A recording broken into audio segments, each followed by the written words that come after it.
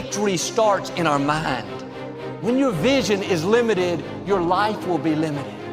It's amazing what happens when you enlarge your vision, when you believe big, when you pray bold prayers, when you dream great dreams. Too often, because of disappointments, delays, things that haven't worked out, we've watered down our dreams. We've lowered our expectations. We're not stretching, believing for great things, believing to get well. Are you putting limits on what God wants to do in your life?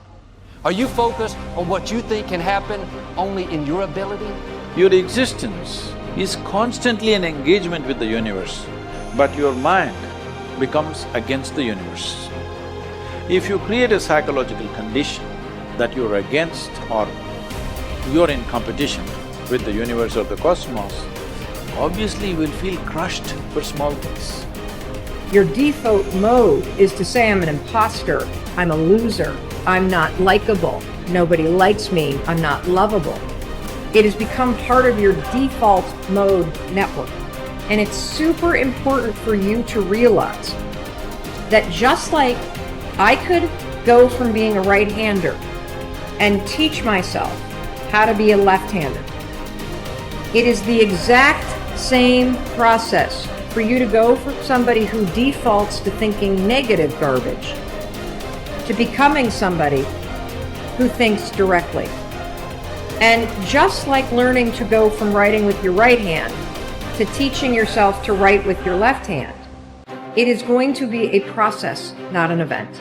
It is going to require you to switch out of the mode where you automatically grab the pen with your right hand and you direct your thoughts to deliberately grab this pen with your left hand.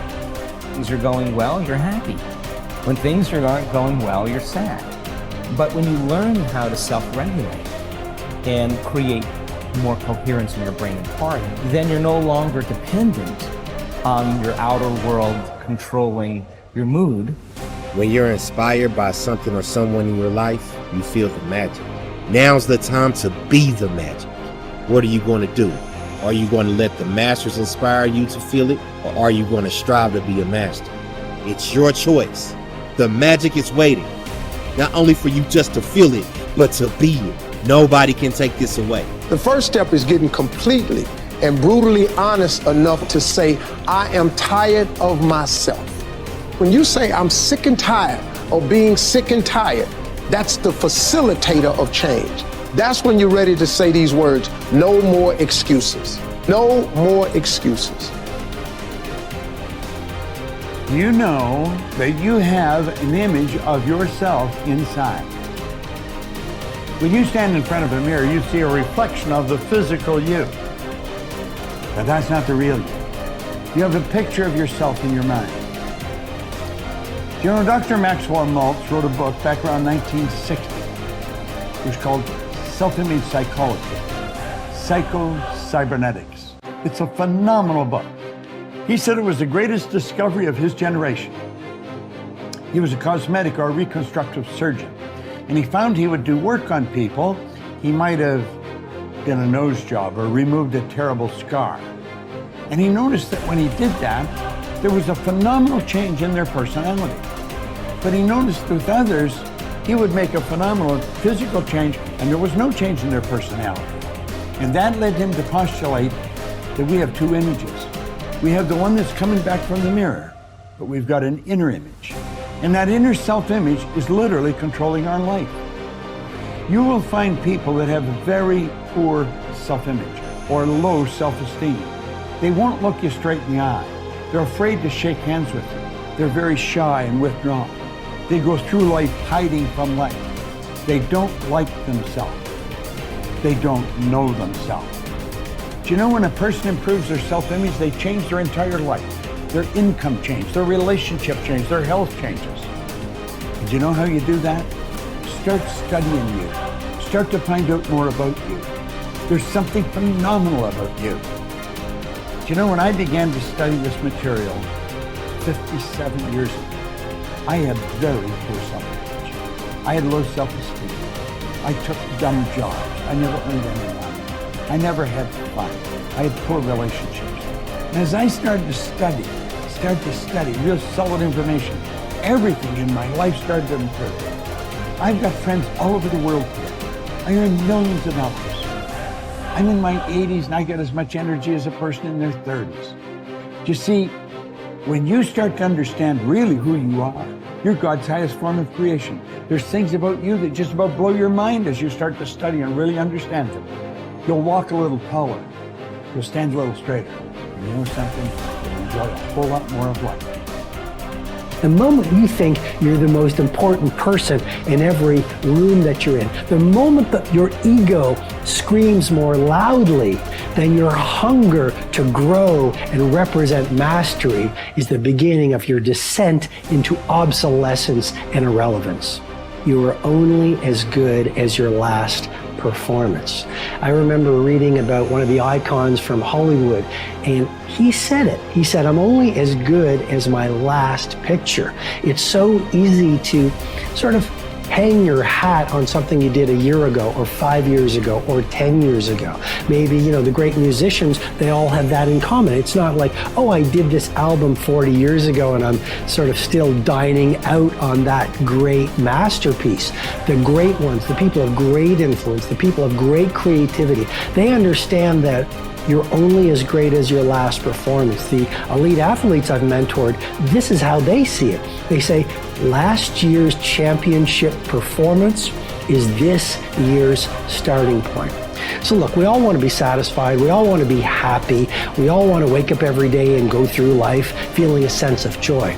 But there is a great danger in being completely satisfied. When I work with the billionaires and the titans of industry and the Hollywood superstars, here's what I notice. They're never satisfied. Now, sometimes if you don't manage that unsatisfaction, you're going to be a very unhappy person. I'm just reporting on reality. A lot of the true titans, it's never enough. They are always dissatisfied. They always want to work their craft better. They always want to have more influence. They always want to have greater impact. They always want to grow their movement. So just remember that first element of this deconstruction.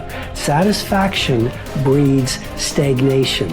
You want to be joyful and grateful, and yet at the same time, you never want to lose the fire in your belly to be better, to materialize more of your primal genius, to offer value to more people, and to grow the very thing that you do. So, worrying about whether something will or will not happen is not only completely futile, and what is now being discovered by science, actually adds fuel and power to that thought, making it potentially more likely to occur.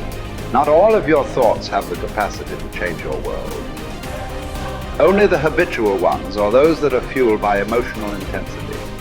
Most people meander through life, ending up in a career because of chance, not choice, and are not that passionate about anything. Therefore, they fail to engage this force in any way other than stressing about their credit card bill. It is the addition of emotion to thoughts that give them their power. How that happens, we don't really know yet. Although how the brain deals with emotions may hold a clue, for a long time it was assumed that emotions arrived after thought. It was believed that when sensory signals reached the brain's translator, the thalamus, they were then interpreted and sent to the correct department. The signal would travel to the thinking bit, the neocortex, and then onto the feeling bit, the limbic system, where it would initiate an appropriate response. Joseph Ledoux, a neuroscientist at the Center of Neural Science at New York University, was the first to discover that this wasn't the case. There are two little almond-shaped structures called the amygdala perched above the brainstem on either side of the brain. They control emotion. Ledoux's research proved that when signals from the senses reached the thalamus, two signals were sent out, not one. The first traveled across a single synapse to the amygdala, and the second signal was routed to the neocortex for conscious assessment. The result is that the amygdala hijacks thinking and has you springing into action before you are fully aware of what's going on. It is this reflex that will cause you to jump in a river to save a child before your thinking brain has even registered the danger. It's also why an emotional outburst often arrives before the brain's engaged. Unfortunately, This discovery illustrates the fact that emotion has direct and powerful access to the subconscious mind. It triggers action faster than logical thought alone, and therefore may be partly responsible for why emotion is such a potent and essential ingredient in turning thought into reality. The more intensely we feel about an idea or a goal, the more assuredly the idea, buried deep in our subconscious, will direct us along the path to its fulfillment.